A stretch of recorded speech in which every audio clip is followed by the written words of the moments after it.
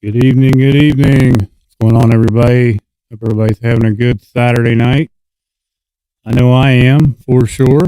Most definitely. Hope everybody's participating in their recovery today.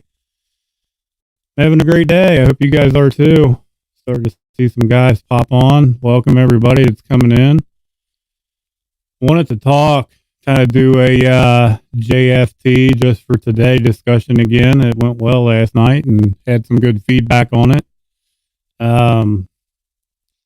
Talks about God's will and not our own. How many of you guys remember this? Here, I'm gonna change something up here real quick. How many of you guys remember this? And I bet a lot of people are going to relate to this here, right here. Who doesn't want to go back to that? Who relates to this? I know I do. I was incarcerated for a little over 2 years. I remember this, and I definitely do not want to go back to this, because that's what happens when I run on my will and I don't have trust and faith in a higher power greater than myself, which today I choose God, because I don't want to go back to jails, institutions. I don't want to die, and that's where it leads me. Left to my own devices and my stinking thinking, I break out in handcuffs and I end up back in places like this right here, eating ramen noodles again, making breaks. In Indiana, they call them slams. I do not want to go back to that. I don't know about you guys, but I am not ready to go back to it. So staying humble right there. I have to humble myself. Coming into recovery or growing up even from a young age, I had a bad taste in my mouth about religion, a higher power. I was really unsure. I was super unsure. I was forced to go to a Catholic school that I absolutely despised. I didn't like it. So I had a bad taste in my mouth for a long time. Even coming into the rooms in Narcotics Anonymous, I still had a horrible taste in my mouth. So I had a lot of trouble trusting the process and having faith or something greater than myself, because I was ego driven. I was scared. There was a lot of pride involved, guilt and shame. I mean, I could just go on and on and on about the things that were really bothering me and going through my head. It was chaotic. I was unteachable. I was bullheaded. I'm an addict. I want what I want when I want it. I knew it was best for me. Nobody could tell me anything. Because I have control issues.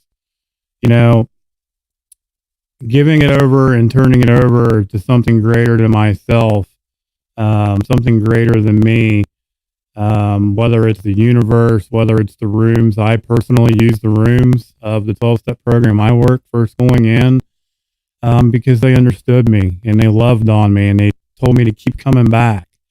And it finally sunk in. It was that guidance, that good, like I said, God, good orderly direction. I use that guidance and that direction for help and support, and in the early stages, I was using the rooms. I was using the like-minded people, to help me get through another minute, another second, another day, of whatever I was dealing with. It takes time. It takes a lot of practice. And to slow down. I had to remind myself to slow myself down, and easy does it. I really did. Because again, a character defect of mine is control. And in time, I began to get a better understanding. My prayers started to change. It wasn't, oh God, get me out of this situation. Oh God, I hope I don't get arrested today. I hope I don't get pulled over. Things started to change. And my spirituality began to grow and grow stronger daily. That's a lot of growth for me, and I started with simple prayers, but my prayers have changed over time. Because like I said, left to my own devices and my will and not my higher power's will, I'm in trouble. It's a huge red flag. And 10 times out of 10, I get myself in trouble and I break out in handcuffs. I try to be honest daily. I try to share honest daily, be of service daily. I participate. I stay vigilant in my recovery day in and day out. This disease does not rest, people. It does not rest. It does not get a break. And I can't give it a break. Otherwise, it's going to creep back in. And I'm going to get back into that stinking thinking and those old habits and ways.